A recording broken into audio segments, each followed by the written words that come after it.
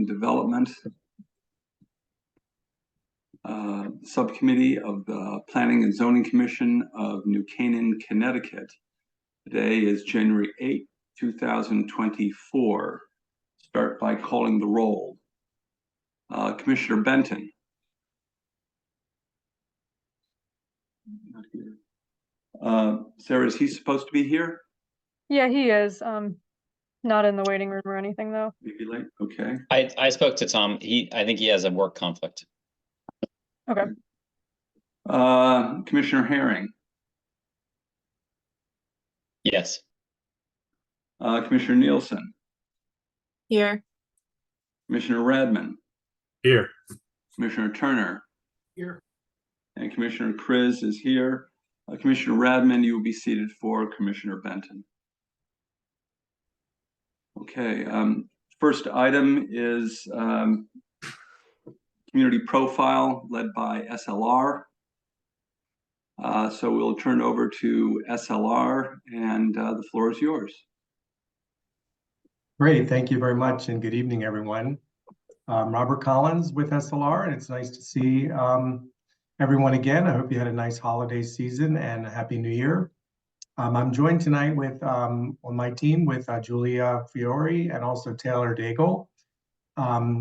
Sarah Taylor is going to be leading she's going to be controlling our presentation, so you can have her share the screen. Great, thank you. And then Taylor, if you could go to the next slide. So tonight we want to give a quick update to the process, the progress that we've made to date, and then give a overview of the community profile and solicit some feedback from you on the community profile. And then we want to end by talking about next steps, specifically focusing on the next 3 months. So to give a quick update of progress to date, as you all know, we launched the project website back in September, and updates, we're continuing to update it on a regular basis. We developed and distributed the community survey along with your assistance, and we got a tremendous response. And then we prepared the survey summary report for us to be able to use throughout the rest of the process. We hosted the first community workshop on October 26th, where we reviewed the community survey results, but also gave an opportunity for the public to clarify some of the results that we received, and we wanted to kind of take a deeper dive into some of the survey results. Next, as you know, in the month of November and December, you all led a process where you had 3 community dialogues to solicit even further information and involvement from the community. Sarah has shared with us that information, as well as a summary result of those dialogues. While you all were taking care of those community dialogues, we were busy preparing a comprehensive community profile with existing conditions, inventory, and also a focus on resilient and sustainability review for the area and for New Canaan specifically. So with that, to start talking a little bit more about the community profile, we're going to give an overview, and I'm going to turn it over to Julia, who's going to lead us in the first part of it. Sure, thanks, Robert. So this first section, which we called the community profile, it's an overview of demographic, housing, and economic information. And really our main source is the US Census or the American Community Survey, but we also reference additional state, federal, and local sources for information on things like housing, housing units, housing affordability, and real estate. So first, for demographics, we analyzed changes from between the 2010 and the 2020 census for the main data points that the census collects on. So during this 10-year period, New Canaan's population grew 4.5%, and this is in line with growth in the county, but it does exceed statewide growth, which was just under 1%. So New Canaan is growing, and that's a good thing. So New Canaan's median age actually decreased slightly from 43 to 42.7. This is a small change, but it does go against the trends seen in the county and the state where the median age increased. So this is notable because the senior and adult populations are growing, and older adult populations are growing in New Canaan, but this growth in the young adult cohort, 20 to 34, actually really pushed the needle on the median age there, because that cohort increased by 53%. So in terms of racial and ethnic composition, New Canaan is still less diverse than the county, but populations of Asian, Black or African American, and Hispanic residents have all increased since 2010. So in summary, New Canaan is growing, and it's attracting and retaining younger and diverse residents. So for housing, New Canaan's housing stock, as we know, is predominantly owner occupied. But for and that at rates which exceed the county, around 75.6% is owner occupied. So, but the median rent, looking at the rentals, median rent was around $2,500 per month, and that is 55.5% higher than that of the county. Approximately 21% of New Canaan's households do qualify as low income, which is 80% of the area median income or below, while 3.1% of housing units are protected affordable units. This is Commissioner Chris. You may want to mention the definition of what low income is in this bullet point, as people often don't know what the definition is. So I know it's later on, but might be useful here as well. Thank you. That's a good point. Thank you. You will add that note. Okay. And then in terms of housing growth, New Canaan, though the population grew, the housing units did not grow very much at all between 2010 and 2020. There was no net increase in housing units. The county saw an increase of 4.8%, and the state by 2.8% in comparison. This is So- Krista. I have Mhm. a quick question on that. And it's kind of a theme I'll have throughout about sort of what does this mean? When I saw that statistic that we hadn't had an increase in the growth in number of housing units, but we have had an increase in the population, what does one make of that? I would assume increase in household or family size. Yeah, that was the only thing Yeah. I could come up with, but okay. Yeah. This is Commissioner Benton. I also want to ask, I mean, it's one thing to say that we've had just a modest increase, but do we have anywhere in there where it actually tells how many people actually came into town and left the town? Because it's tough to say, is it population increase just people who've been here a while, or are we seeing an influx of a certain type coming in? Like, I'd love to know just inside the range of where we are, how much of that entered and left during that kind of same cohort number of years.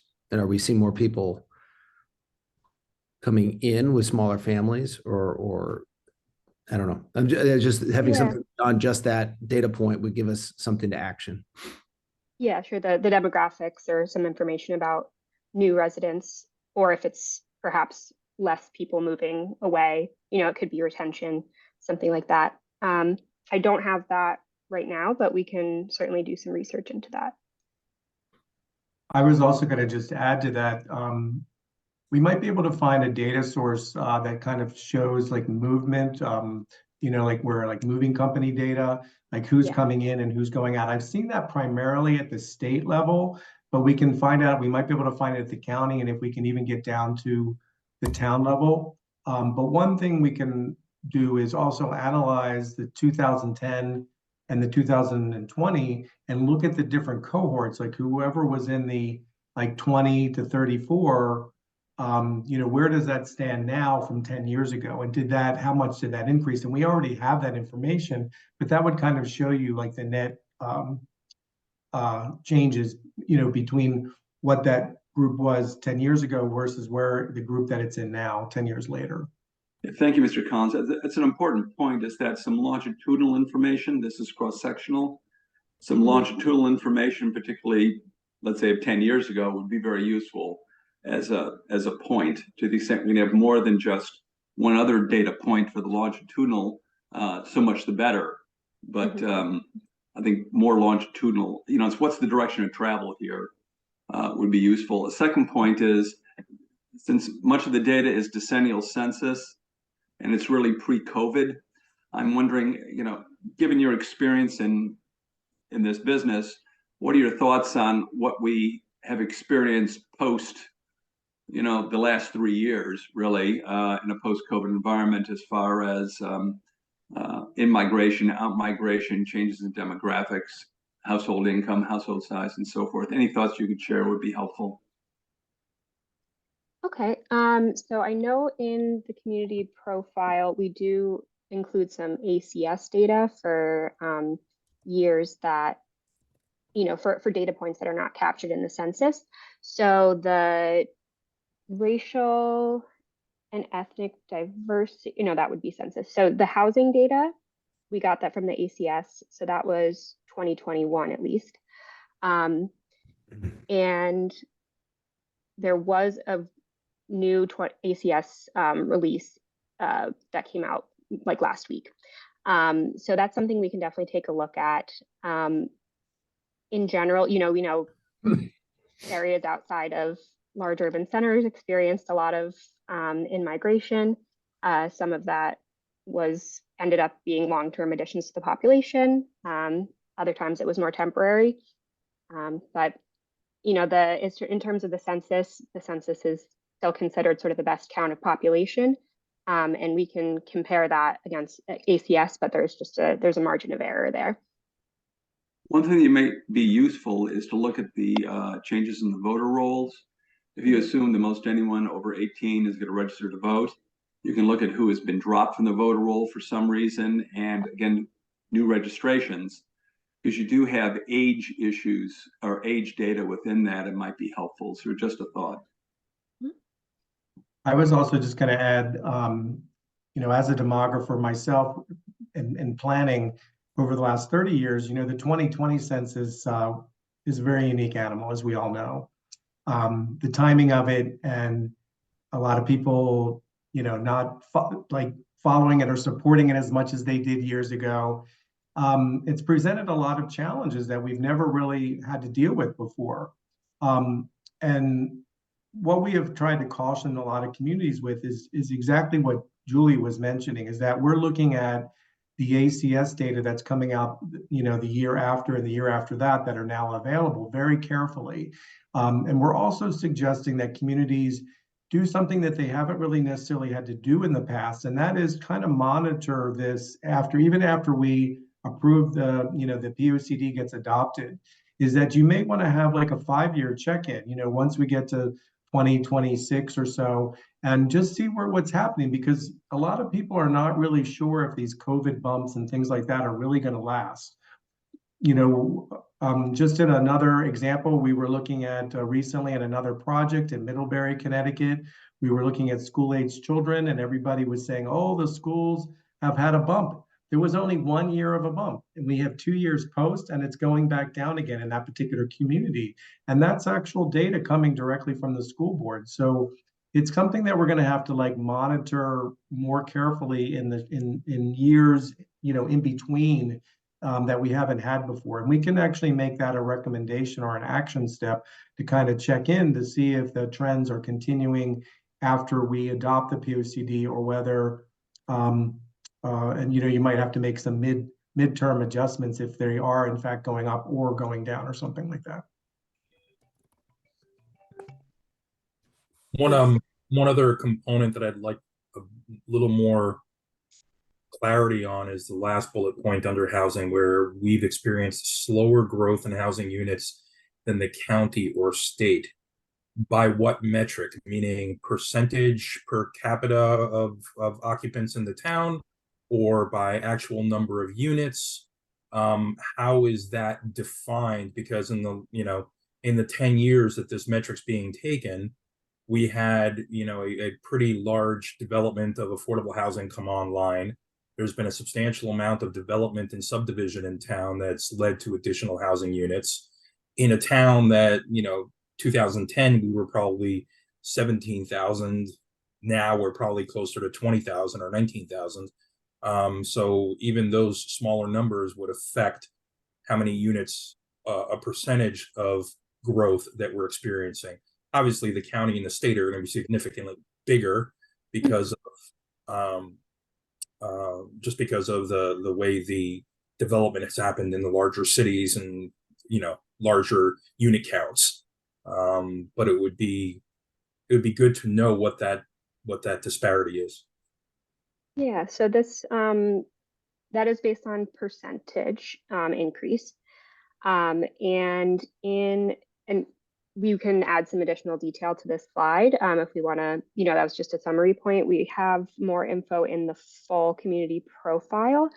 So this, it's just based on total number. So in 2010 census, the housing units were 7,551, and in 2020 is 7,502. So it's actually showing a small decrease. There can be error in the collection. And then we did also look at new construction and demolitions, and there have been demolitions. Yeah, but in a town, we're netted out. with a very different fabric of a town than you would in upstate Connecticut somewhere, where you might demolish a farm and not do anything there just because for the sake of demolishing. Land's a huge commodity in town, and I find it very, very hard to believe that our housing unit count has gone down in 10 years. Knowing how land is precious in this town and what's been developed in terms of larger unit developments, like Millport, like Jelliff Mill, like what's come online post 2020, which is Canaan Parish. But there isn't a residential lot in town that is not redeveloped as a single unit. So I'd find those numbers hard to believe. That's all. Yeah, no, I think it was surprising for us as well. And we can try to investigate that further. It's the US Census numbers, but sometimes local governments will have additional details on new construction or demolition that's happened. So we can definitely double check that. But those are just the 2010 and 2020 census numbers. Yeah, I share a skepticism on that, because if you look down at your economic data, you highlight some grand list factors. I think you'd be it would be a good idea for you to check the appraiser's office and the assessor's office. Yeah. If you could cross-reference the assessor's office grand list units, because you have a nice, I honestly don't see in your slides an actual inventory number, an inventory breakdown by your percentages, but you don't actually have unit. And I think we saw that elsewhere. So your economic development in terms of the grand list composition. Yeah, no, we don't have the grand list unit count. That's correct. I think Commissioner Herring made a very good point, because they're just sent out the new valuations of in the town. So that's particularly current. So you may want to consider reviewing some of those data. Okay, thank you. Yeah, that's all very helpful. And census undercounts do absolutely happen. So the more local data we have, the better. So happy to look into that. And to Dan's point, one of the things that I would suspect is happening is a shift in the proportion of types of housing. So, for example, the unit mix going from 18% condos to 19.5% condos, or something to that factor. So understanding maybe the last two grand lists, and understanding, okay, how many units were condos. And then if you really wanted to be interesting, looking at the square foot composition of the town. So what's the total square footage composition of the town and how much of that square footage is allocated to condos, multi-unit, and single families. Because that's what we do with zoning. You look at how much acreage is allocated to each of those different sectors. So Yeah. I think with a grand list, you could do that pretty quickly.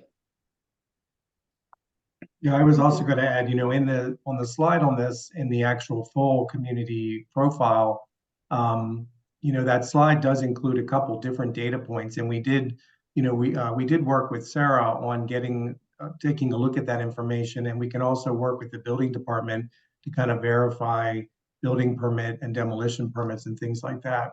But we'll definitely work with Sarah on getting some more of this information that you're suggesting. And that's exactly why we're kind of sharing it with you, so that you can share with us some other data points that you might be interested in, or data sources that we were not able to initially uncover with our review, and then with Sarah as well. The other kind of gut check number that doesn't sit well with me is the median rent of $2,477. Looking at your own data on slide 24, you have rental options current listings. Yes. And of the 46 listings, only one of them is less than $2,000. Yes. So one thing that I will say is the census, or the ACS rent number, is always lower than what you'll see on like the listings on Zillow or apartments.com for rent. Part of that is because you're often seeing listed for rent like newer units or market rate units, and then things like older housing stock where people have been living there for a very long time. It's perhaps lower rent, or subsidized housing, affordable housing. Those aren't always listed on those sites. So that's one reason for the discrepancy. And that's pretty common almost everywhere. But we can, if we want to highlight a different rent number, or we could present both if we want to. Well, it might be that, interesting. but... I mean, one way to do it in my head would be to say the average rent of subsidized housing is $2,000.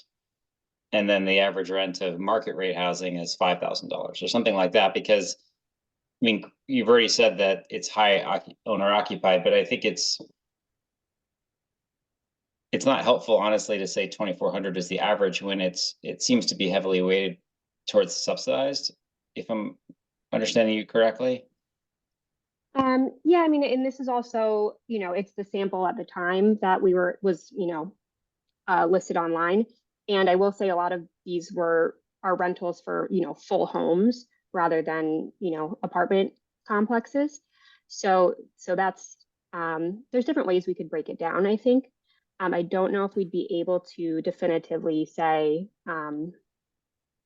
the rent for subsidized versus market rate split like that, but we can try to break it down to be more precise there, rather than presenting the average because of that skew. Yeah. I mean, rent per square foot is another way of looking at it, because if you're saying that these are mostly smaller units, it just, I don't know about the rest of my fellow commissioners, but I think the median rent of 2,400 for a residence, I just don't think that's representative. So. You do have it. Thank you. The cost per square foot. When I looked at that, I was surprised. The difference was not that much, 261 versus 276. So I don't know what story that would tell. That doesn't come across as subsidized. So I worry if we use the square foot, it may tell a different story. Yeah, I could also, we can break it down by bedrooms, things like that.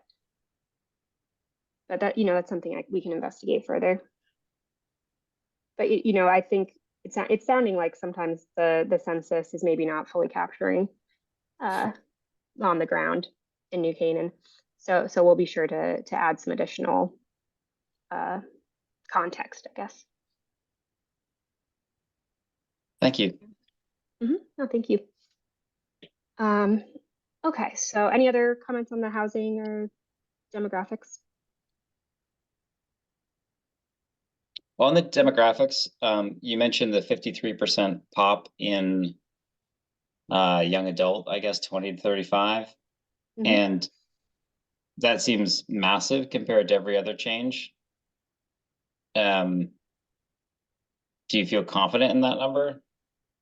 Or is it just such a low population relative to the general population? The 50% boost in population is not something to look that carefully into. Well, in general, it's so this is, I guess, tail end of millennials. It's a growing cohort in general across the country. So I think maybe the surprise or the change would be maybe more younger people are choosing to stay in New Canaan, or it could be there's more housing options for younger renters or young families. I'm not particularly surprised by that. Just in general, that's sort of how demographics are going. That's a large cohort. Okay, thank you. Yeah. I have one more comment on the slide before we move on. And this will kind of carry across the board, but I don't see in any of what you provided, both this kind of summary or the longer form versions, that there's a lot of analysis or interpretation of what the data means. And for instance, when I saw the numbers here that the young adult cohort was increasing dramatically, as was the senior population, and then reading the data about the type of housing stock we have in town and how I think we all kind of intuitively knew this anyway, and it's predominantly single family, it's predominantly large square footage, a lot of bedrooms, and that my interpretation of that would be that there's probably a mismatch between the population demographics that are growing and the type of housing that we have offered. That may or may not be true, but I'm just using that as an example of how I'd like to see some more interpretations being made here in terms of what does this actually mean in terms of the issues that New Canaan's facing. It's one thing to kind of just give us the facts, but it's another thing to analyze those facts and say, hey, you guys are going to be missing a certain number of housing units to capture this growing group that you have. Mm-hmm. Can I elaborate on that? Because I had the same feeling when I was reading your public school enrollment. It's like it's a data fact, but then the question is, well, why? Why is East School 3.8? Is it because there's more big apartment buildings at an area? So that means as we build more density, we have to worry about the schools being overcrowded. Like some sort of correlation between a fact and some of the things we're trying to get out of the study, I think would be helpful. Because that one right there, I don't know, is that because there's more homes being built, more young families going in, it's cheaper to get on the east side than anywhere else? Is it because of the apartment buildings have gone in, so now you've got different demographics going to the school? Is it going to crush the school? Just any insights that are a little deeper than just a statement would help us. Absolutely. And, that's definitely part of our next steps. And, we like to, of course, present the facts, and then, that can be part of this discussion. And, our next products for you going forward. So thank you. Yeah, I wanted to just make a point on that too. I think we agree with you. We tried to just present the data in the community profile, and it's really when we get into the next steps of developing, cross-referencing the survey with your all's desires and goals, and then with the data.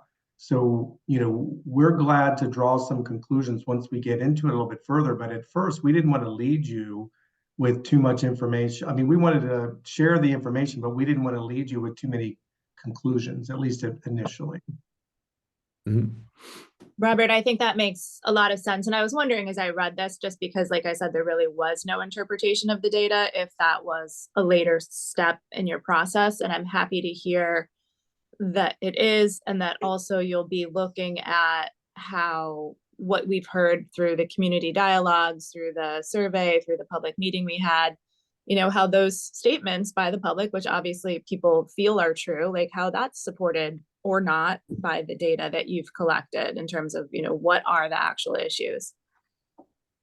Right, exactly. And that's, we want to give you the facts and then work with you to figure out how to analyze it. What are the top priorities? And then that will be coming with the developing of the community profile and then goals and strategies. Because for each goal, we're going to want to develop analysis that will support that goal. So Okay. that's kind of how it will be progressing. But, we're glad that, these data points are giving you all some things to think about, so that you can start thinking about a lot of issues that you're starting to see based on the conversations and then the data. And then we'll work with you very carefully to develop goals that will kind of match your expectations. So Robert, just building on that, if you are going to do these insights later, for example, on page 12, you say will you be able to go back and gather incremental data, or is this kind of our last bite at the apple in that, like, for example, on page 12, public school enrollment, you mentioned net education expenditure of basically 22,000 per student. Like, one of the questions in my head is, okay, is that a lot or is that a little? Is that growing? Is that shrinking? And, nationally, domestically. So will you typically bring those comparison later?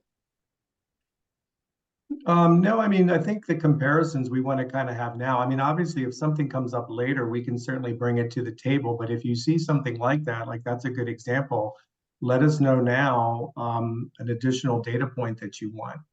Because Okay. right now the community profile, it's a draft. When Sarah shared it with you in December, late December, that's why we gave you a couple weeks to take a look at it. We're kind of going through the summary now, and then we want to solicit, any comments that you have, which some of them we're getting from you now, but you could also like submit written comments to Sarah for us to kind of compile. And then we'll come back with a final draft of the community profile. But even during the development of the plan further, if we need to check a data point or something like that, we can continue to do that. One thing that we don't want to do is we don't want to go back and capture a significant amount of data later on, because we have captured most of that now, but we can certainly fine tune it. Yeah, And we're fine tuning it now with you over the next couple of weeks as well. yeah. I think it would be helpful to have some sort of benchmarks. So for example, we have on bullet point 3 under housing, 21% of households qualify as low income. For other towns in Connecticut, is that high, low, in between? 3.7% are protected. Is that high, low? So some comps and benchmarks. For example, Commissioner Herring mentioned the public school expenditure per student. Is that top 10% in the country, bottom, middle? Where are we? As well as the trend line. So I look at commuters, for example, 22% commute to New York City. Well, is that way down from where it was 10 years ago? Because commutation patterns and work patterns that have changed are going to make us rethink exactly what we've been doing. But we don't have those data here. So again, longitudinal data would be helpful to me to understand sort of, again, direction of travel and what we should be thinking about because of those changes. Thank you. Some of that information is in the existing POCD, but we can capture it in here as well if people aren't familiar with what's in the existing POCD. So we can certainly kind of capture some of that. And we also, there is some benchmarking, as you probably noticed, like for instance, in population and some other things, we do compare not only to 2010 with 2020, but we also, in several locations have information about county and state comparisons. But we can add that for some of the other data points that like that you're mentioning that you're interested in. But we have, as you probably have seen, we do have some of that benchmarking.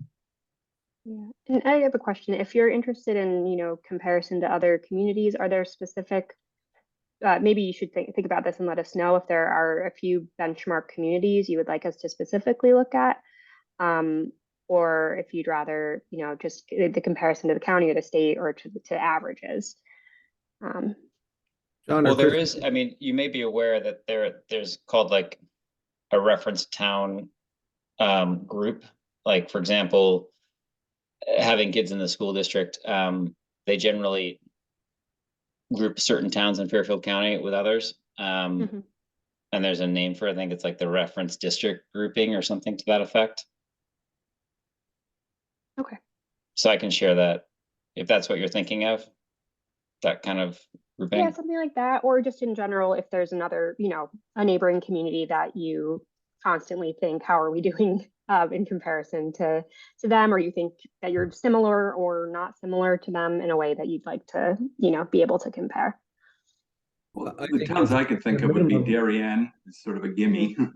Yeah. But also Wilton, Westport, Reading, Weston, Ridgefield. Ridgefield would be the ones I would pick. I don't know what my fellow commissioners would think, but those are some names I would consider.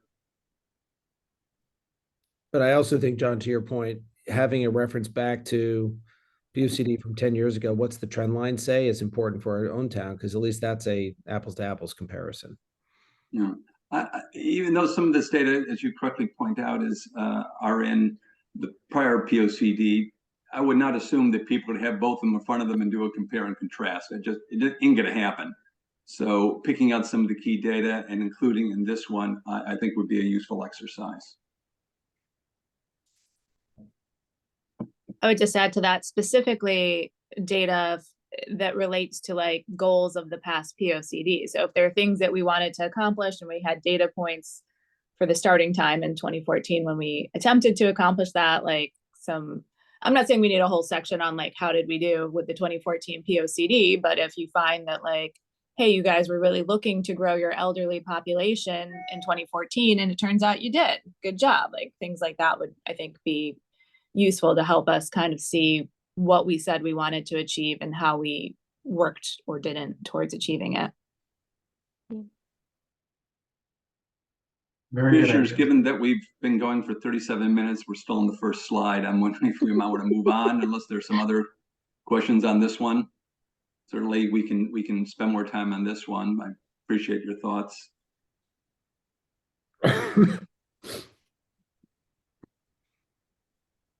I'll take that as let's move on to the next slide. So Okay, thank you, everybody. Taylor's gonna pass it on to Taylor for the next slide. All right, so for part 2 of our review, we looked at existing conditions and the inventory of the town. And so these are the conditions that you guys are living in each and every day, that your kids are living in, and that you interact with during your time in New Canaan. So it includes a review of the land use and the zoning conditions, the community infrastructure and facilities, and then our historic, cultural, and natural resources. And that's kind of like the larger grouping that we looked at. And so you are probably familiar with a lot of these points as just locations, baseline conditions that you experience in town.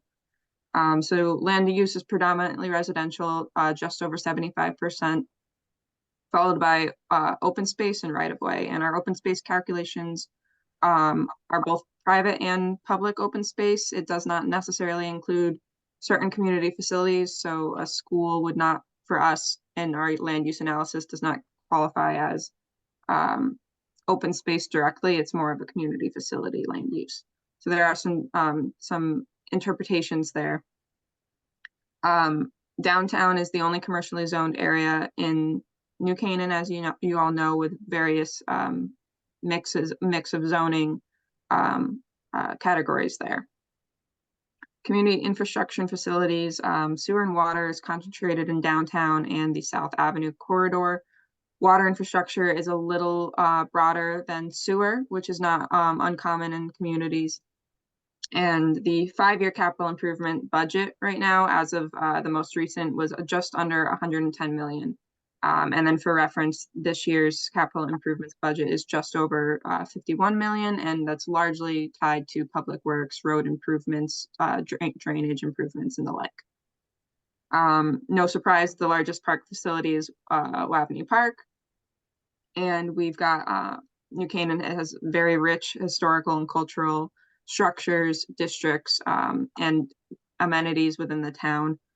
23 of which are listed on the National Register, but there's a much broader list when you look at it from the state and local perspective. For natural resources, one of our takeaways is that the 5 Mile River is the only impaired water body in town. Impairment for the state of Connecticut is tied to, can the water body be used for drinking water, fish consumption, aquatic habitat, and recreation. So there, if this Connecticut Deep decides that the water body, for whatever metrics that they're using, chemical, biological, ecological, it doesn't meet one of those uses, then it's classified as impaired. I have a question on this. How bad is it? So I could pull in some information to kind of see why they designated each as impaired. I mean, I do know 5 Mile was listed as impaired for recreation and drinking water, which is not uncommon. Recreation, I think, kind of has a small bandwidth for what is allowable by DEEP. So we can look into that, see what the triggers were there.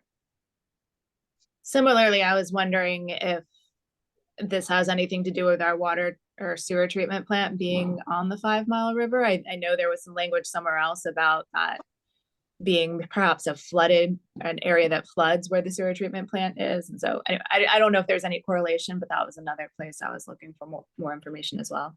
Yeah, we can look into that. Yeah, I'll discuss it a little bit on the next slide, but yeah, the water treatment plant is part of what's called a ROAR, which is a resiliency opportunity area or project that was identified by Resilient Connecticut as somewhere where meeting certain criteria that would support a resilient project effort, mostly tied to flooding.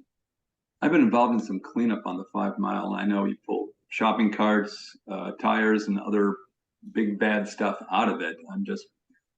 And again, looking at, how did it get bad, and is it fixable, and is that something we should think about, or collateral damage that the 5 Mile River impairment has on the town, and how we should be thinking about that too. Yeah, we can certainly look into that. I mean, New Canaan is a little bit closer to the end of the the natural watershed itself. So anything, natural resources don't respect political boundaries. So things that are happening north of you are impacting you yourself. So we can look and see if there are any notable patterns of resource management within the watershed itself. One thing I was just going to mention on that too is, we find this to be the case in a lot of communities with a lot of their waterways. And a lot of this, goes back to sometimes these water bodies have been listed by DEEP for over 30 years. And there has been improvements that have been made because of the fact that they've listed them as impaired and they've been slowly working on them. So that's one thing that we can supply with you, a little bit of the history on it, and then also the improvements that have been made, and that we can have a strategy in the plan that would be continuing and improving on that further.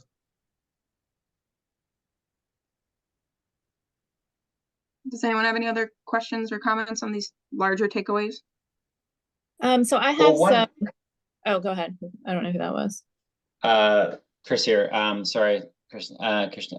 So, Krista, this is the cover slide for the existing conditions inventory. Is that right? Yes. Okay. So when I looked at the draft, you had slides 3 through 10 are land use and zoning. Okay. Slides 9 through 21 are transportation. I didn't see any transportation highlight here. Yeah, I think so. When I was developing this, I kind of grouped transportation into infrastructure and facilities, and I did only pull a limited highlights out here. The transportation section of the report looks at functional class. So how are the roads designated within the community, which is largely comes down to monetary improvements, like who's funding these projects, what are they eligible for. We look at traffic volume and traffic safety. So we do have some information in there. I think if I'm recalling correctly, the traffic volume is largest in the Merritt Parkway, and those on and off ramps, as well as the general downtown area. And traditionally, traffic safety issues do follow those volume patterns. We did pull out pedestrian concerns as well within the transportation infrastructure section. Pedestrian crashes were largely focused in downtown, but they do follow your larger corridors. Well, one of the number one things that we heard in one of the feedback sessions was a interest in sidewalks and access to pedestrians. So, and I also, you may not be as aware of it, but you know, the MTA's branch line into town is a pretty big aspect of the town's viability. And it's under, you know, off and on discussion as to how its service levels may increase or decrease. So the transportation and pedestrian access, I would argue, are indeed bigger highlights than, you know, how much we spend on capital. So I think it's I think it's a miss to not highlight transportation. Yeah, we can adjust this for that. That's great input, and we can dive a little further into public transportation and the railroad ridership at least. I do know we included the pedestrian the sidewalk concept plan from the 2014 plan. We could do a little investigation further to align that with what projects have gone on and what we heard in the community events as far as hot spots where people would like to have more pedestrian amenities, and see if those correlate to the plan from 2014. Yeah, I didn't. I think planner Sarah Carey shared with you a pedestrian access, and I just didn't see it in the kit here. Unless you're talking are you talking like multimodal transportation? Is that what you mean by pedestrian access? Yeah, that's where we're focusing on our active transportation, whether it's pedestrian or bicyclists. So that's the same thing that we did in 2014. So you're proposing just doing the same as what we're doing in 2014? No, at this point, that's the existing plan that to the max that we have.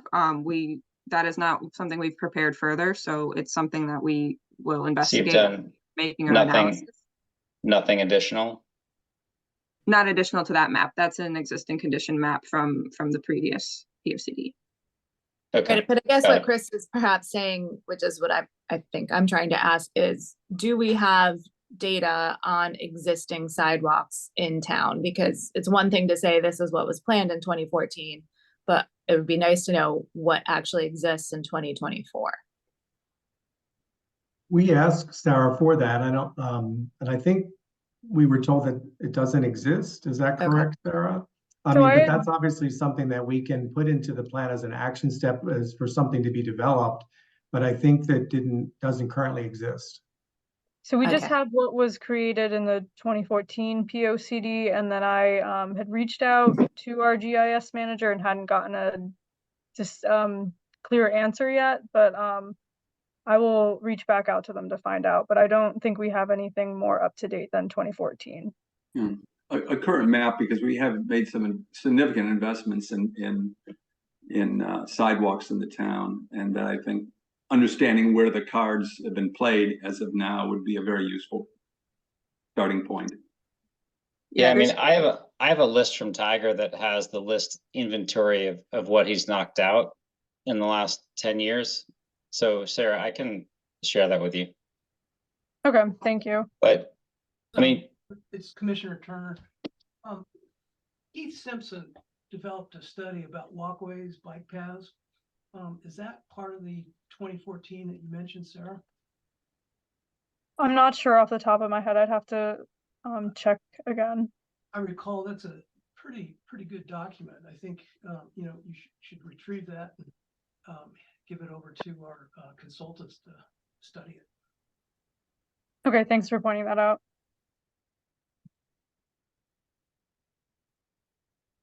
So before we move on from this slide, other things that I was going to say that would be interesting to me, and this again gets more into the analysis piece, but you would need kind of existing condition data in order to analyze it. And this actually is just kind of like my personal wish list of things that I wish I had the data to analyze over the years. We may not have the data, so you may just tell me no, but I would love to see maps that show what existing density looks like versus what allowed density looks like under our existing zoning, so that we could start to identify areas that basically have redevelopment potential because they're underbuilt for the zoning district they're in. I'd also like to know, in terms of that same redevelopment potential, where there's properties that have assessed land values that are greater than the building values on them, where there's oversized lots in existing zones. That's, yeah. Oh, and then also where we've seen, if, I don't know if it's possible to map the building permits, special permits, any sort of permitting the town's done, but seeing that geographically on a map, I think we kind of intuitively as a commission, because we sit here every month and listen to these applications, have an idea of where they occur. But I mean, it also, I think, would speak volumes as to where the investment is happening in this town. And then maps that could show where potential areas of redevelopment under existing zoning exist, could show where like future, you know, where we may be looking at these permits moving in the future. And then the last thing that is on my wish list of things to see, and would probably take a little bit of work and ingenuity to come up with, but you talked on the previous slide about how only 3.71% of our housing stock is deed restricted as affordable, but 20% actually houses people that fall under the state definition of affordability.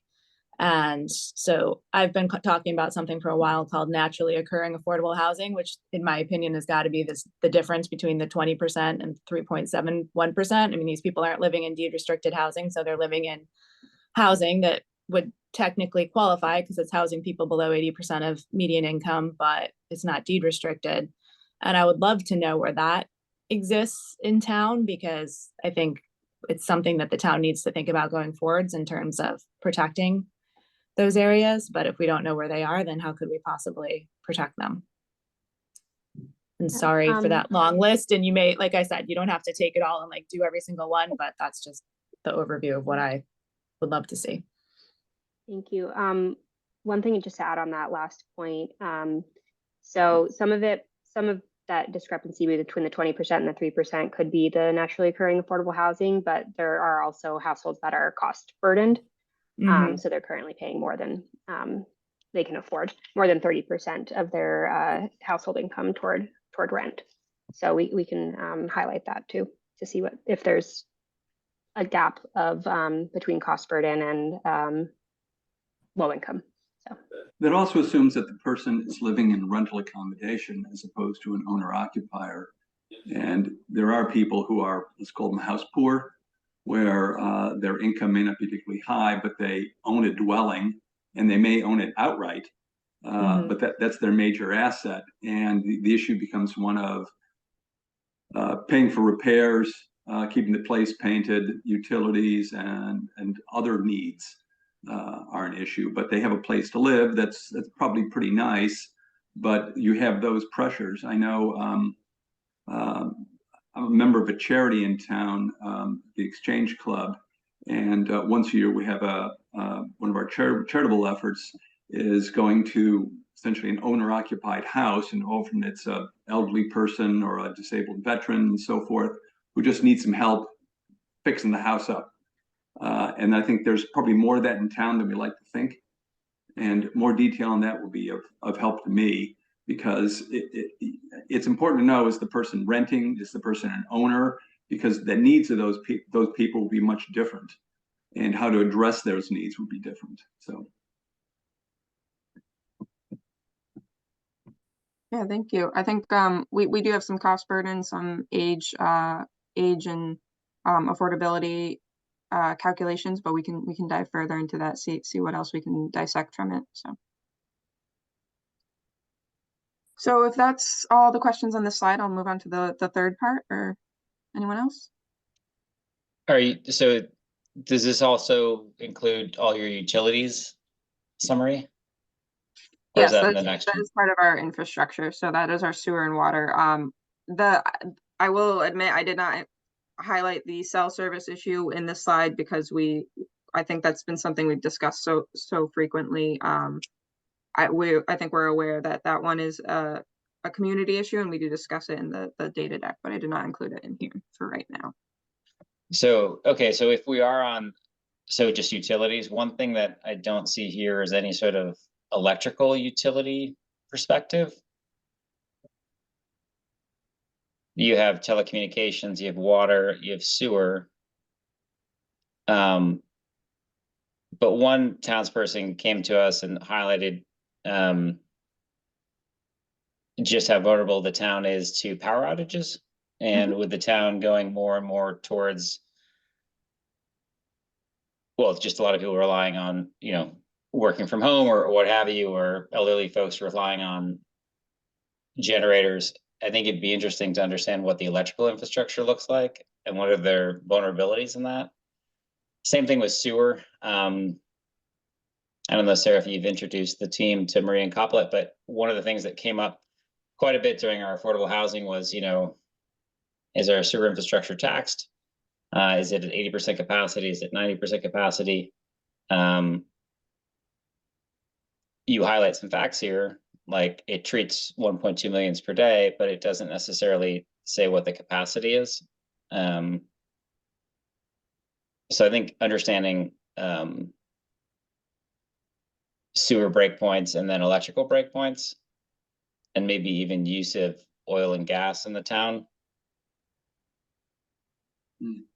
What is Commissioner Chris? One of the point on this is it's not a municipal infrastructure, but aquifers and potable water, because there are many people in town, yours truly included, who has a well.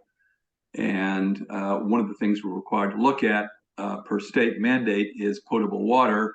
And part of that is wells. I'm wondering, is there any information regarding the aquifers in town, relative cleanliness, environmental threats to those aquifers and so forth?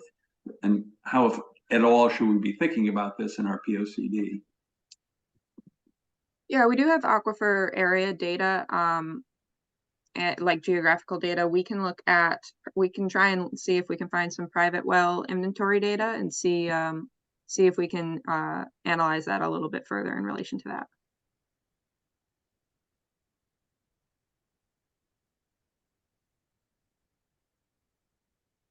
Commissioner, shall we move on to the next slide? Okay. Okay, thank you. So the third part of our large community review is just an overview of the resiliency and sustainability, existing conditions of the efforts that have been achieved, community partnerships, and overall vulnerability. So the two key vulnerabilities that we look at are heat and flooding. We looked at the Connecticut Climate Vulnerability Index, CCVI, for a variety of elements that impact the vulnerability of the different areas within town. So we're looking at the exposure, the sensitivity, and the adaptive capacity of, essentially, when you look at that map, each grid that's on there. Downtown was largely the most heat vulnerable, highly correlated to the impervious surfaces that are found there. Flooding follows the general patterns that you would think following the water bodies within town. We do highlight here that the wastewater treatment facility is located in a ROAR, as we discussed, and is at higher risk of flooding. Essentially, that ROAR just means that it's a project area that meets certain criteria through the Connecticut Resiliency Review as a potential site for resiliency efforts to further prevent any issues or downfalls in the system. I have a question regarding the downtown, the sort of heat island issue. What sort of actions, excuse me, if any, would be best able to try to, take some of the edge off that? How should we be thinking about it? I think that's something that we will probably coordinate a lot with our resiliency planning team as we develop goals and action steps. But the big ones that come to mind right away are landscaping regulations. So the requirement for tree canopies, the inclusion of low impact development within any development going on, particularly in municipal projects as well.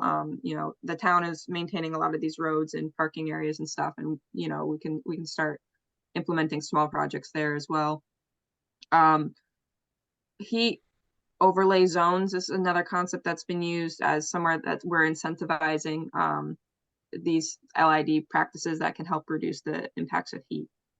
Those are the two that come to mind right off the bat for me.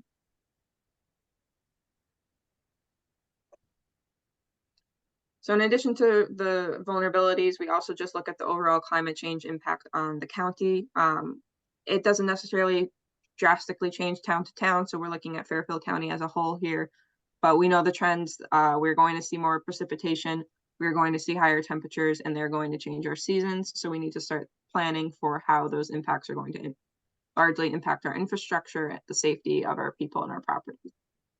And that is something that we'll continue to weave through as we discuss actions and goals with the different elements or the different departments within the town. Another, sorry, go ahead. The thing is in your charts, I'm trying to get to that page on your analysis. It's not coming up for some reason right now, but the precipitation chart, it was flatlined. It doesn't show any increase historically. Yet you're noting that there was an increase in precipitation. I believe there was a slight like 0.03 increase or inch increase. It does vary, and I think the fact that we are very close to a coastal region it does impact it, but the general trend of the area is still to expect more precipitation over time. One of the things we've been told any number of times in P&Z meetings is not just how much rain, but how much and what time frame.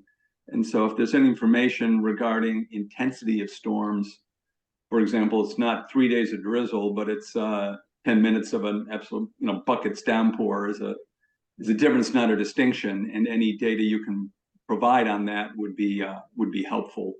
Particularly trend data, again, would be helpful to get a sense of, what are we going to be facing and what are we going to do about it? Yeah, that's a great idea. We can look into that, see what we can find as far as data points. I think the correlation of this, though, back to the infrastructure is important. If I went back to our survey, originally the biggest items were loss of power due to storms. So from climate change, I guess the question is the action that we're taking, if it goes back to infrastructure, then that's all about how are we going to control the power? When you talk about the heat index, I didn't necessarily see that in any of our responses from the survey. So I'm wondering if that's really important for a master slide here, because what they described is increased need for power, especially due to extreme heat and cold. So I guess I just wonder why if that's really important here, or maybe someone else knows where this came up a number of times, but to have that as the first bullet point, I'm not sure what you do about that other than plant more trees. Yeah, I think the connection to the survey data and the public information that we've received at the community events and at your community dialogues, those parts are not necessarily incorporated into the existing conditions data. That we kind of start with them as two different entities, and we plan to bring them together as we start building the vision. But that's certainly, it's a valid point. The connections between the climate change weather patterns that we're going to see versus what people are already experiencing, that is something we will further investigate. I mean, the closest thing I think you get to there is like slide 9, the hazard mitigation plan. Like when you start talking about completing the Bristow bird sanctuary, like floodplain. But, you know, for example, you know, Tom's point of what is the power grid aspect of things. So I think we just risk losing people if we talk about something like the heat vulnerability. Does that mean someone like passes out in a parking lot? Definitely possible, but it seems less likely than some of these other things. So I just wasn't sure if you've ranked the risk to the community. Is there, because you have, you know, earthquake at high, and I was just curious if that is weighted on like likelihood, or I don't know.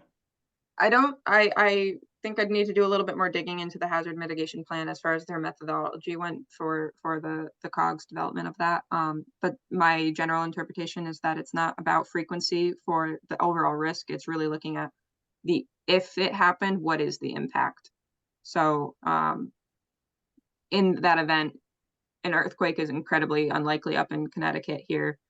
But if it did happen, it would likely be of high risk to all the people and property within the community versus a thunderstorm. It is very frequent. It doesn't necessarily always cause that much damage comparatively. One Okay. thing that I'd like to mention too is, first of all, you know, this is just a summary slide for us to share this information with you. You know, we will continue to work with you on this as we develop the goals and the strategies, and then the images that might be in the final planner that we would share at a public workshop, we can fine tune with you at that time. Also related to the electric grid system, and you know, that's one thing that is challenging in a POCD because it's outside of our control. And when I say ours, I mean both the consultant as well as the town, because it's a private company that is actually supplying it. It's a lot different than like with the stuff with stormwater and water and sewer. Those are things that the town has a little bit more control on, and we're actually able to make strategies that are more specific because of our connection with the town departments and facilities. When it comes to the electric or gas, we can only make recommendations, as you're probably aware, that involve coordinating with them on that. You can also, and when we work with you more specifically on strategies, you can make a very specific strategy if you want, but we have to remember that the electric and the power companies are outside entities that are always challenging to work with. One thing that comes up in a lot of communities is wanting to underground the utility lines or something like that. It's something that I have dealt with for decades. And it is like the power companies just don't even want to talk to you about it because it's so expensive. Doesn't mean that we can't put in a possible strategy or action step to consider it, but I just want to caution you to that we have to be careful about you know, focusing on things that we know that we as a town can control a little bit more than some of the things that we can't. I think that's kind of the prevailing message here in trying to understand these various impacts or issues associated with each of these categories in whatever the recommendation is, whether it's plantings for the heat island or you know, some mitigation of the electrical grid and making it more protected.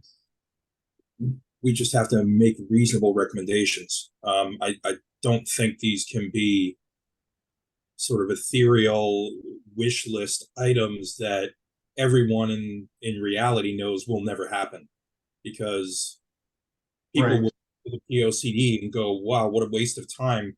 We didn't need them to tell us that we'll never have underground power lines. I could have told you that without using a consultant, because everyone's fully aware that it's over $1 million, you know, per mile at least, if not more. You know, it's probably $1 million per 100 yards for the electric companies to do that. So whatever our recommendations are, I think they have to be more realistic. We totally agree, and that's a very good point. And that's what we will work with you very carefully to try to craft them so that they can be very, things that you can implement that are in your control.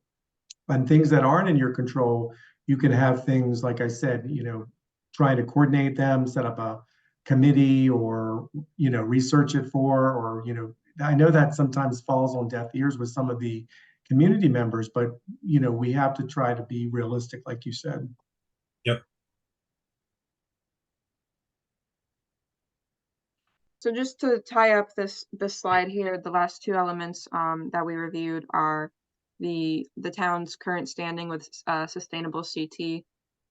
New Canaan currently has a bronze certification, and there were the town met 12 different initiatives at a minimum to reach that point. Bronze is not gold. There's always room to improve, but I also just want to highlight that it is fantastic that the town has this certification and is registered and actively pursued it.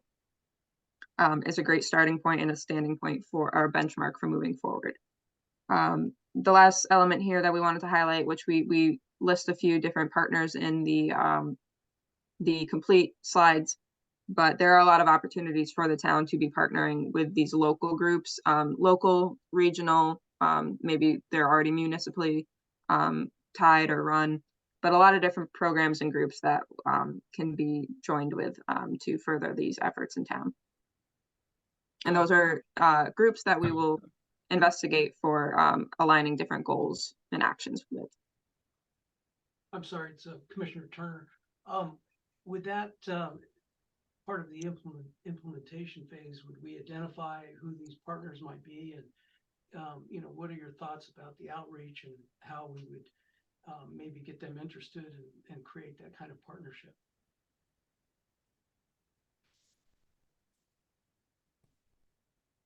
It's kind of hard to hear you. Can you possibly say that a little bit louder? I'm sorry. As part of the implementation phase for the opportunities, reaching out to these different groups,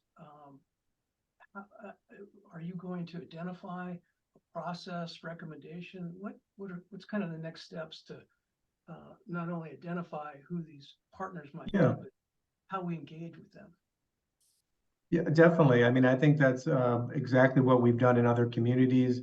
Once we identify them and we share them with you and you concur that that's something that you want to pursue, we can work with you, develop, a series of action steps of how to, coordinate or interact with that partner and a little bit greater effort over the next couple of years within the, the time frame of the POCD. So that's correct.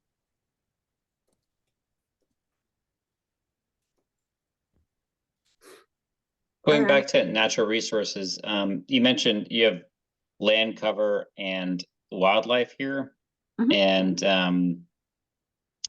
it mentions the idea since 1985, like forested land has decreased by 552 acres, agriculture has decreased by 60, developed land has increased by 281, turf has increased. Do you have any coverage on invasive plants and elements like that? Invasive species inventories can be really difficult to nail down. Sure. I'm not entirely sure what if there's an inventory statewide or maybe through the COG. We can do a little bit of research. I would caution that I do not expect it to exist. Those are usually a very heavy boots on the ground effort to document those. Well, maybe, I guess my point being is maybe an acknowledged impact, maybe not so much as an inventory, but kind of an acknowledged impact on the resources, just like you've talked about impaired waterways and impaired sewers, et cetera. It seems like you could potentially speak to whether the wildlife is being impaired or whether the land cover is being impaired by, threats to X, Y, and Z. Yeah, that's a great idea. We can do a little digging into that. I think a lot of it is the native flora is being impaired by the euonymus and everything else everywhere that the deer won't eat. So they eat, you know, the local stuff they're used to eating, and then that gets wiped out. It's what I see in my own property and all around town. And you can't just turn your head without finding euonymus everywhere, just as one item, simply because it doesn't get eaten by the deer. Plus any number of other, you have Japanese barberry, which is a particularly nasty plant too, and a lot of things like this are really a problem for our environment broadly. So, yes, any information on that would be helpful. Okay. Yeah, I that's was great. thinking of you, John, because I was thinking. I appreciate that. It's it's a huge problem. I mean, I see people using euonymus as sort of a garden plant, and just, I know my head starts exploding, but that's a topic for another day. But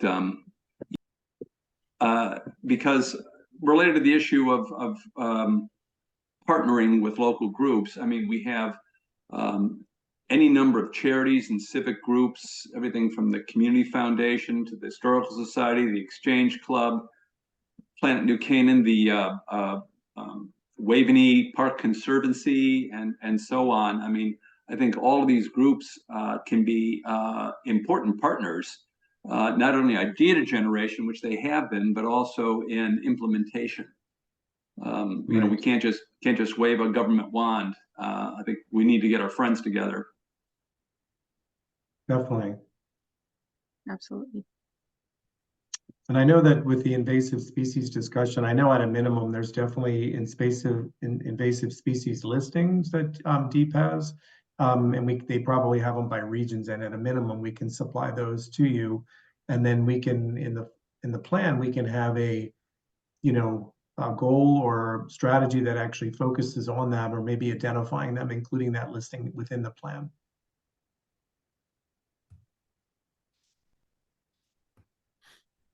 Okay. Anyone have any last questions on this section? Mm-mm. All right, I'm gonna turn it over to Robert to talk about our next steps and kind of where we're going. Okay, thanks, Taylor. I'm gonna try to wrap us up here. Wanted to just kind of start by kind of indicating where we are in the process and going back to our process slide that we've shared with you from the beginning. So we're not even quite at the halfway point, although we're getting pretty close. And as we all know, what we've been doing to date, we've been collecting data, we've been asking questions, we've been talking with citizens and with you, doing research. And then we've been gathering and putting all that together in some of the reports for the community survey, as well as the community profile and existing conditions. With the community profile and the existing conditions report that Sarah forwarded with you, which at the end of December, and that we just reviewed with you. We did get some feedback from you, obviously, tonight. We're very happy about that, but please, if you have any additional comments or want to get us like a scan of like your notes, I would ask that you get that to Sarah as soon as possible. Maybe within the next week. Sarah, is that like maybe work with you? Because we need to kind of compile all of your suggestions and ideas. We need to kind of combine them all together so that we can get working on some of these revisions to the community profile and then get it back to you so that we can start using it to move on to the next steps, as well as to then eventually share it with the community at large. So going to the next slide, just to focus a little bit more closely on our next steps and looking very closely at the next 3 months, so that we can really kind of be working together and knowing what's coming up now that we've gotten past the last 3 months. So obviously it's January, and we just reviewed gave you a broad overview of the community profile and existing conditions. You have it looking at it. You have it in more detail, the full report. And please get us your comments. We'd like to finalize that, or at least as a final draft, as soon as possible.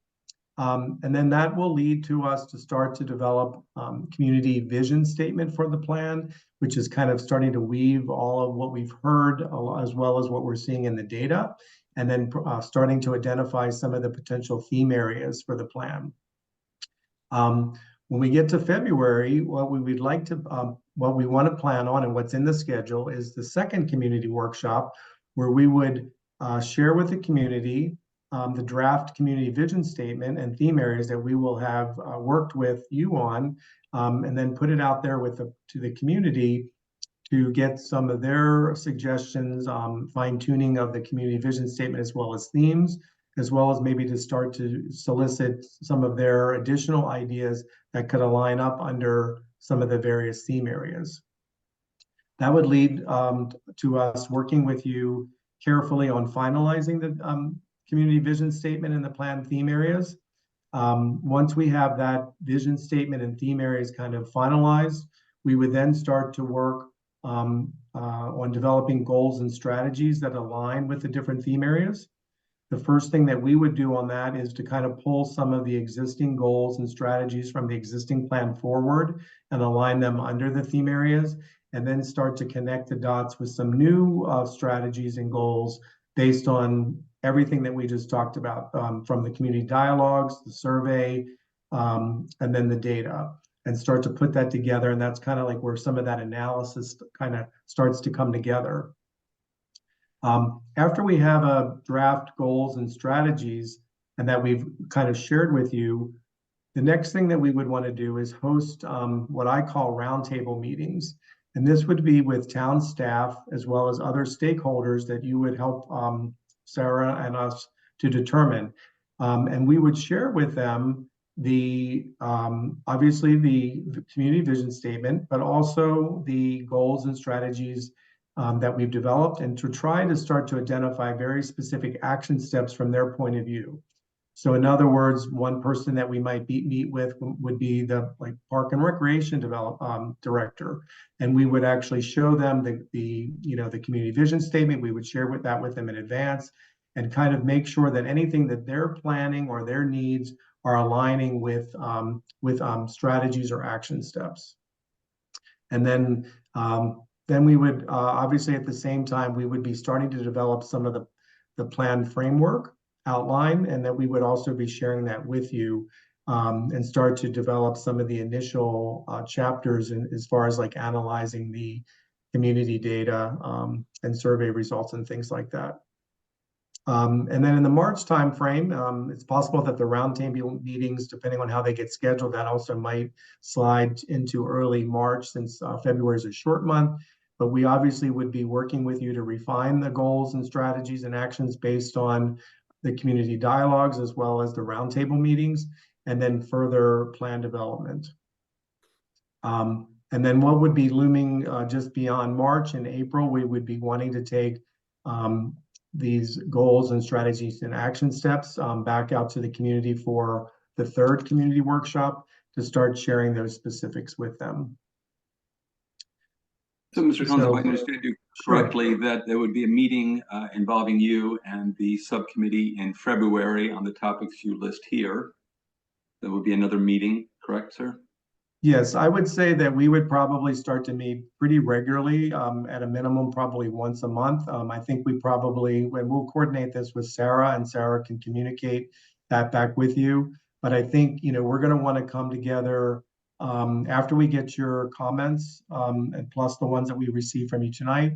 We're going to want to either come together or share back with you the updated community vision statement. I'm sorry, the community profile and existing conditions, but we're going to want to have a specific meeting to share the community vision statement with you and get some feedback and kind of have like a working session to fine tune that. The next slide kind of explains the community vision, and we can bounce back, but let's just go to this one real quick and then we can bounce back. But just to give you what is the community vision statement that we'll be working on? Initially, SLR staff is working on developing some suggestions by looking at the existing plan as well as everything we just talked about. And we will be working with Sarah to kind of fine tune a couple of examples, as well as pulling some examples from some other communities. We then will want to meet with you. Sarah will share those drafts and those examples with you, so you'll have some time to digest them. And then we'll want to come together in like a working meeting to kind of fine tune that vision statement. And then that would lead us to sharing it with at the community visioning workshop, which is workshop number 2, sometime in February. And the nice little diagram here kind of helps clarify the process that we'll be undertaking, and that the community vision is the why. And then the goals and objectives that we start to align is the what, and then the strategies, recommendations, and action steps is the how. And we'll go from the broad with the vision statement, and then gradually go down this pyramid to getting from to more specific. Did you? Well, as I'm sure you know, the New Canaan views itself as the next station to heaven. You may have seen that. We do. So my goal is to shrink the distance between heaven and New Canaan. We want to get a little closer. So that's my own goal. But we'll see how that works out. But just as a point of information for the members of the subcommittee, juridically, once the Planning and Zoning Commission has approved a final version, it has to go to the Town Council for approval. I think I'm correct, Ms. Carey? Sarah? Yes. Yeah, and so we would need to have some time for them to have it, and so they would need to approve it, we would hope, before the end of calendar 2024. So it's sort of back up from there. So I would hope, my own view at this point is that sometime in the summer, the probably latter part of the summer, the Planning and Zoning Commission as a whole would receive our draft and then discuss that and make changes as it deems fit. And then there would be probably like early autumn, and then it would go to the Town Council for ultimate approval. At least that's my sense of timing. If others had different views, would welcome them, but ultimately it has to go to the Town Council, so we need to bake that in our timing planning. I would provide a 2-month window for Town Council review and comment, because most likely they're going to want to take at least a couple of meeting sessions to go through it and vote on it. They're not going to do it expeditiously. One other question I have, and this is kind of the big elephant in the room when we're talking POCD and the bigger picture for the town zoning overall, as part of your strategies and recommendations, the how, is part of that work product also going to involve recommendations on rezone or potential rezoning in town? Will you be looking at that and with the lens of, and Sarah can share a work product that was done a few years ago. I forget who the consultant was that we used, but it never was officially published. But we had looked to the zoning districts in town and seeing what areas had the most potential for denser development. Whether that be town parking lots, for example, or portions of the business district, or the fringe areas of the apartment zone or B residence zone, or whatever it might be, with either overlay zones or some other analysis of potential sites or potential districts that would be most advantageous for denser development. Is that part of your game plan in any way?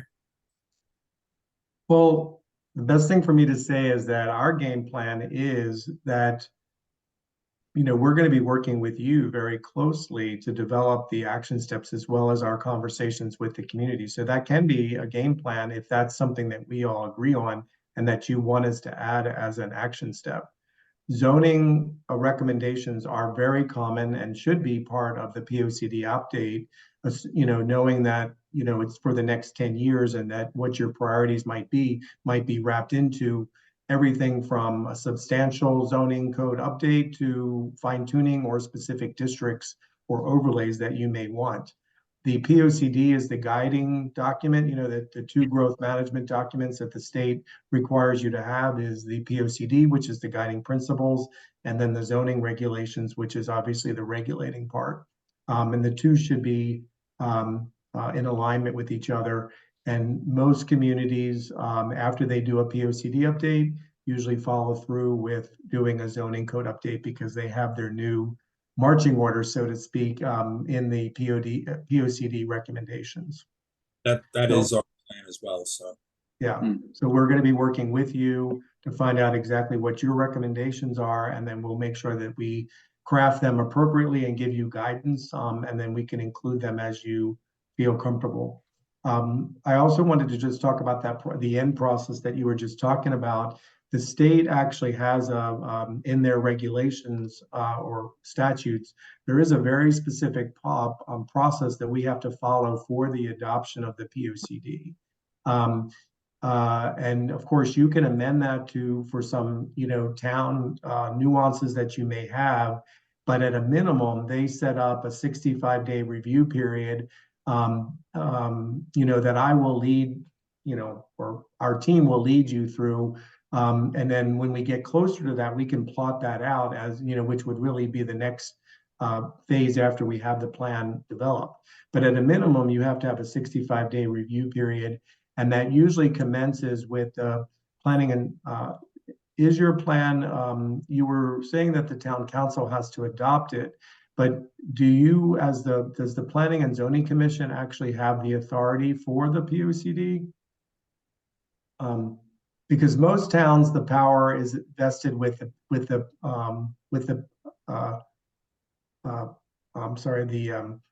Planning and Zoning Commission is what I'm trying to say.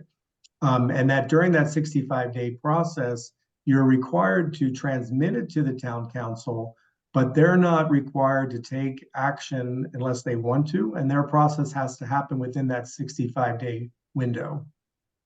I believe it's planning and zoning. I think I haven't read the statute in a while. I think I was just under the assumption that the legislative body at the end of the day had to officially adopt it, but I'll double check our charter. But my understanding is in 2014, it was planning and zoning that adopted it.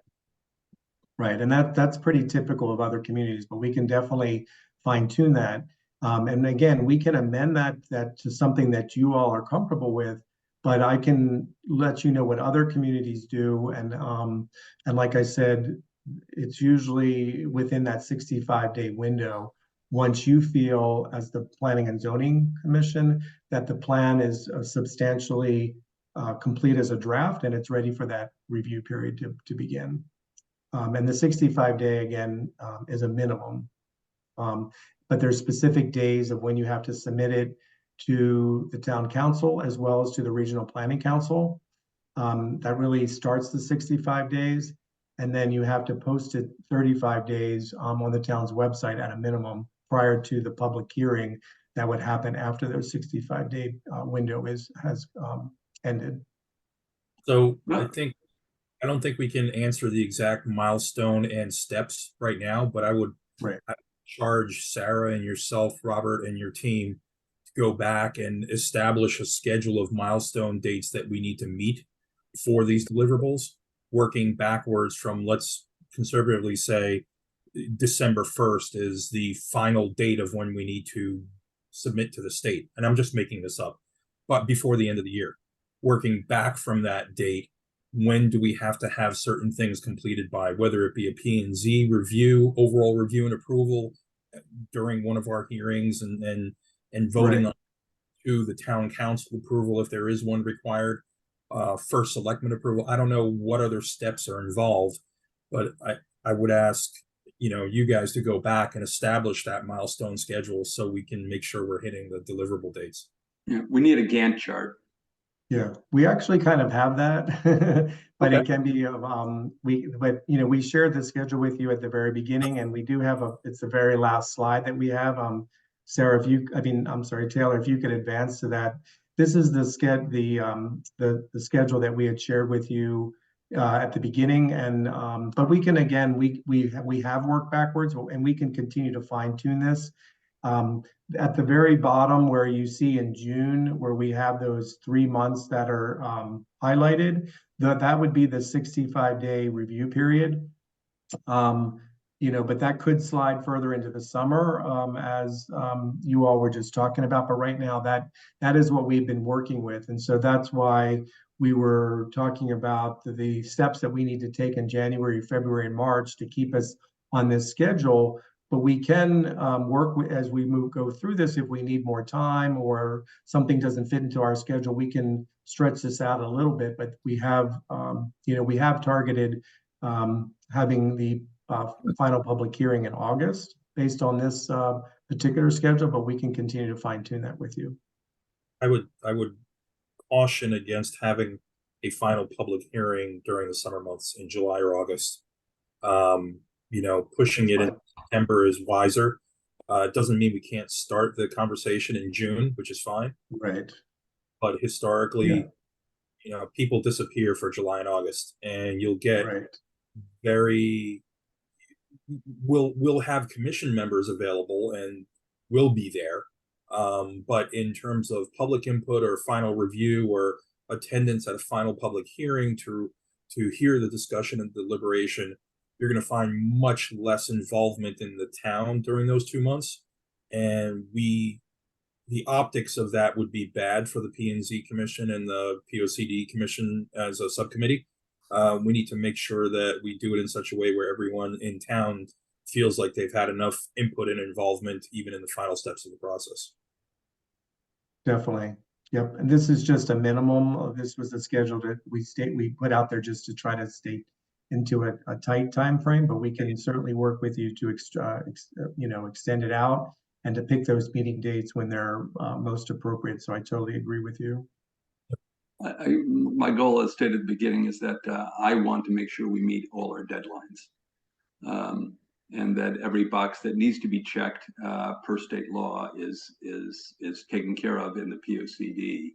But I agree with Commissioner Radman, is that the town empties really in July and August, and people tend to get upset if major things are done then. They feel that it was done in a way that they couldn't participate.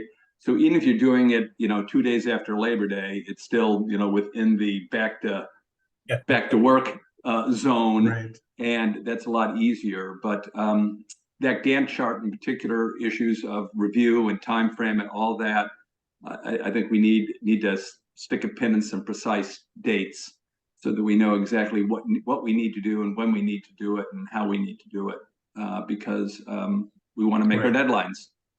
Right. And Taylor, if you can go back to the 3-month view. Yeah, that's why we really want to focus, because these are the things that are right up on us now. And so that's why we wanted to kind of, look at the next 3 months, because these are the things we definitely need to march through to kind of keep on somewhat in line with that larger schedule that I shared with you. But we'll work very closely with Sarah to start getting some of these items and things scheduled. And then we'll just look forward to you getting us comments back, and then working with us on each step. But I think we're in good shape, and we're continuing to be very excited about working with you all on this, and a lot of the interesting ideas and suggestions that are flowing through. And we're continuing to be pretty excited about the prospect of what the final plan is going to look like. Commissioners, any further points we should be reviewing with SLR? Not at this time. The community workshop number 2 in February, do we have a potential date established yet? Yeah, not yet. We wanted to just share this with you. And we're going to be meeting with Sarah on Wednesday to start talking about the community vision statement. And we'll work with her to look at the calendar, and we'll get some dates out there. But it will depend on us getting the community profile kind of wrapped up. So that's why that might delay it just a slight bit. Plus, we need to have a work session with you on the vision statement itself. So we'll work with Sarah to try to get that scheduled for the end of January, and then look at what possible dates might be for the workshop. And we'll simply share those dates with you so that you're comfortable with them as well, and that we can get the word out to the community with enough notice. So if I understand it correctly, as far as near-term to-dos, one is the members of the subcommittee need to provide feedback to you via Sarah on the 3 documents that she shared with us as far as edits, comments, queries, and so forth, beyond those that we've shared with you tonight. Then Right. towards the end of January, there would be more of a initial bite at the apple on the vision statement with SLR and the subcommittee. And that would fold into call it a February event. That'd be more of a community-oriented conversation based on that draft and the work so far, and the more finalized copies of the 3 documents. Is that a fair statement? Definitely. Yep, that's right on target. Okay, and just commissioners, I'll be coordinating with Sarah and with SLR regarding dates, and so you may very well receive a query from Sarah regarding your availability on certain dates. So you should be expecting that in your inboxes. Sounds good. Okay. Any further comments or ideas, commissioners, for SLR?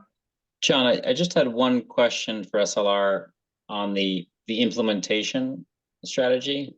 So I think one of the things that we highlighted during the interview process was, how we really wanted your help in articulating implementation methods, funding methods, holding folks accountable to different vision elements. So does that fall into the strategies and actions segment? It actually comes right after that, because once we have locked down the goals, strategies, and actions, and specifically the actions, the how, the document that comes out of that will be part of the final plan will be an implementation matrix.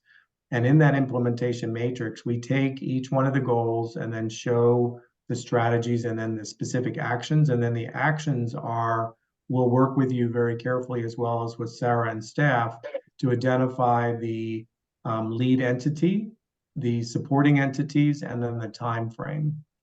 We can do some other things within that implementation matrix, but that's the general direction.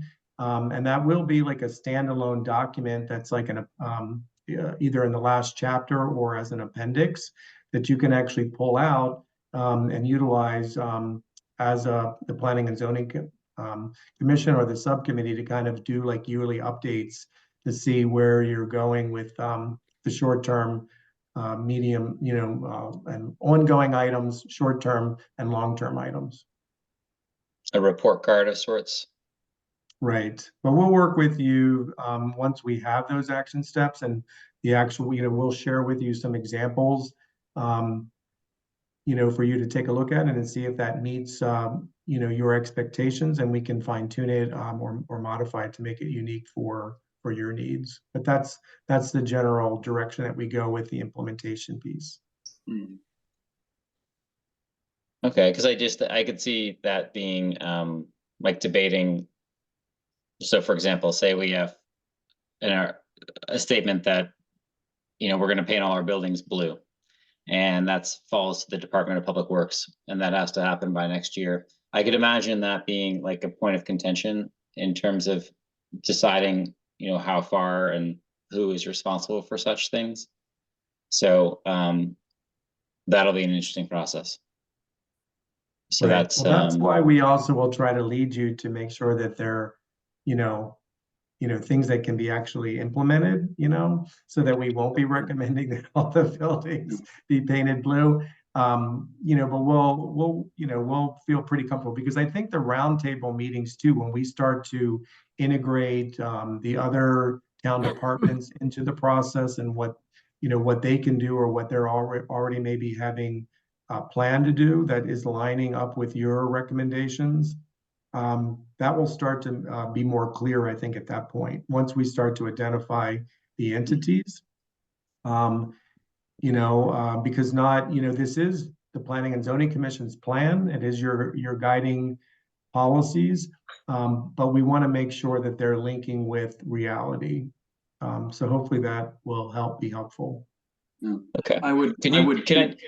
Please go ahead, Commissioner. Could you just add that item that you described there, I forget what you called it, that document to the Gantt chart as just a item that we're working towards?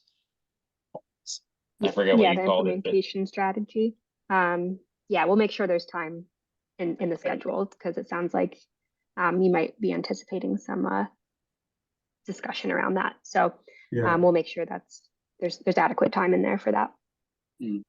I would just echo Commissioner Redmond's comment. I think if I heard it correctly, is that we want actionable action items, not pie in the sky. Something that's doable with some broad sense of who's responsible for doing it. Some of it could be this commission, some could be other boards and commissions in town, some might be coordinating with charities, and some would be elected officials. But I think people are looking for reasonableness and things are actual doable. One other observation I will make, as I think SLR found out, is that New Canaan is a very involved community, as you found out from the survey participation rate. And we had, I think, some significant involvement in our community discussions that happened, those 3 meetings. Once pen is put to paper and more precise goals are starting to be delineated, people are to get really energized and involved, and you should be ready for that. I think we as a subcommittee want to be ready for that, but I think that's a reasonable likelihood that those things are going to happen, and we welcome it. We're again, this is the people's plan of conservation development, not ours. We're just trying to ramrod, this thing through or shepherd it through. But there's going to be commentary once we start getting pen to paper, I think. Yeah, and we have multiple, I mean, obviously we're going to have a community workshop in April or May.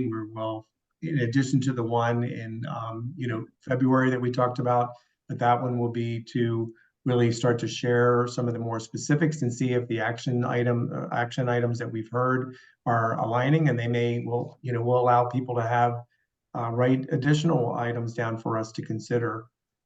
You can also, through the website or not only for the project, but also for the town, you can have, we can post it and then we can solicit people to forward comments that way, and we can track them in a spreadsheet and stuff like that. But, we'll definitely work with you carefully once we get to those junctures to make sure that we're, capturing all the community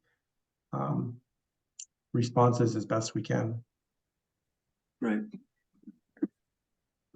Commissioners, any final questions for our consultants with SLR or items to discuss on this topic? Well, thank you very much for this evening. As always, it's a pleasure to meet with you and to work with you on this, and we're looking forward to the next steps. Great. Commissioners, we have 1 or 2 other items to go over tonight, but I think that's all for SLR, I believe. Thank you. I think so. Okay, well, we'll be in touch and we'll see you soon. Thank you very much. Good night. Bye. Looking at our agenda, the second item is any other business that may come before the subcommittee. I have 2 items. One is just an FYI that in December, Sarah Carey presented before the Board of Selectmen, was asked to update them on the POCD to date. They posed a number of questions. They seem very pleased with, I think, pleased with the progress so far. So I thought that was a positive interaction. I know, Sarah, you led that, so I'll turn over to you if you have any comments you want to share with us. No, I mean, they had just asked me to present to kind of give them an update on the community survey. They didn't have any questions. Really, they're very pleased with what we're doing. So yeah, no negative feedback, so that's all good. Second is an idea I had that I'd like to receive some feedback from my fellow commissioners. In the last POCD, there was a photography contest where members of the community took various pictures of buildings and parks and so forth in town. And many of these were incorporated into the POCD as opposed to some of the older photos or stock photos. I thought this might be something we could do this time as well. not only to generate increased or continued community involvement and enthusiasm and participation, but also to generate some new photographic artwork that could be used not only in the PUCD, but would also potentially be used for economic development issues in the town website and so forth. So this is something I'd like to organize as a way to, again, generate this.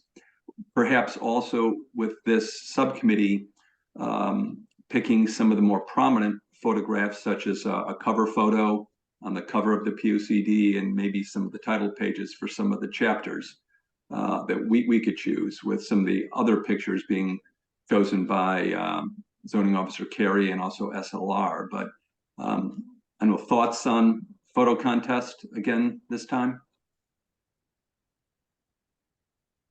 I got one thumb up.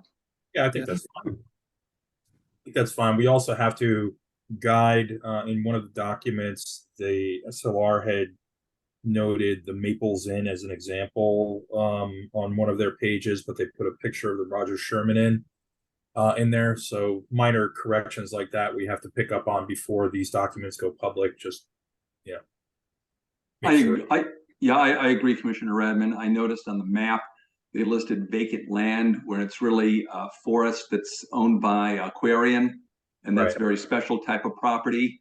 Many of which some of which can never be built on because of various, potable water laws. They missed a number of things. So yes, we need to go through the documents presented to us with a fine-tooth comb and to share any comments, corrections, thoughts with Sarah, who will then be the funnel for information to SLR. But yes, I agree, Commissioner Redmond. I'm also worried about them using census data for example, the what we touched on the very first slide in terms of the amount of housing units and housing stock in town, the fact that it's, according to the Census Bureau, that it's gone down. We all know, given the development that's happened in our town, as well as, for a whole, litany of different sites and locations, the number of dwelling units in town has increased. I won't say increased significantly, but it has increased. And the last thing we would want to represent to anyone that it's gone down, because that's the wrong data, regardless of what the Census Bureau says. So how do we correct that? So I flagged that when they sent, because they send me the draft, I provide comments, then they edit things, and then it gets sent to you. So I've reviewed it once. So that was one of the first things I flagged, and I provided them with building permit data and demolition permit data. I don't remember how far going back, but at least to like 2017. I may have gone all the way back to 2014. I just don't remember because this was probably 2 months ago. And we obviously have increased our housing stock, and I'll follow up with them to see what happened there. But I did provide them with data, and I made it clear that that's not accurate. It just makes, when that's presented and sort of digested into their report, it makes me concerned about other data in the report and how accurate it is. And if that concerns me, it's going to concern any reader in town looking through it if they find that type of a mistake. So that's really what. Yep. And that type of information could very easily be obtained from Sebastian over in the assessor's office, just going back to the grand list of, units in town that we're taxing. It's not hard. I mean, someone in that office could probably pull it up in like 30 seconds. Agreed. Sarah, do you feel like you're getting the right kind of cooperation across the town?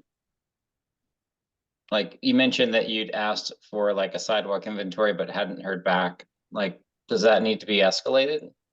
No, I don't think it needs to be escalated. It's just, we're asking for data that hasn't been touched probably in 10 years. And, we've had staff changes across all departments. And so I think people are just a little slow moving and trying to find these things. So it's not really an issue, but I just have to nag people a little more. I would just like to reiterate Commissioner Redmond's comment that it's incumbent upon us as members of the subcommittee to be diligent in overseeing SLR's work. And if we see things that are missing, things that are maybe not stated correctly, things that could be restated, it's incumbent upon us to highlight those to Sarah, who can pass them on to SLR. You know, we're the supervision, and we need to continue to do that throughout this process. Also, I'm assuming that this photo contest is okay with everyone, and so I'll work with Sarah on some implementation. There'll probably be a press release from the town and so forth, and other announcements on this, but I think it might be a nice gesture, and also something that the school children can be involved in. I don't think there are many kids in New Canaan don't have a cell phone with a good camera on it, so I think we would welcome that participation. And of course, I think we would all ensure that anyone who has a photograph that is included in the POCD would receive appropriate acknowledgement somewhere, and in it would be a nice thing to do. Okay. Item 3, approval of the minutes from December 14, 2023. I believe everyone has received the minutes. Are there any comments from anyone?